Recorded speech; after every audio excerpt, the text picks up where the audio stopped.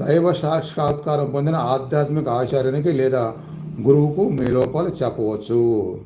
కానీ మీకు సహాయం చేయలేని వాళ్ళకి మీ తప్పులను చెప్పకండి.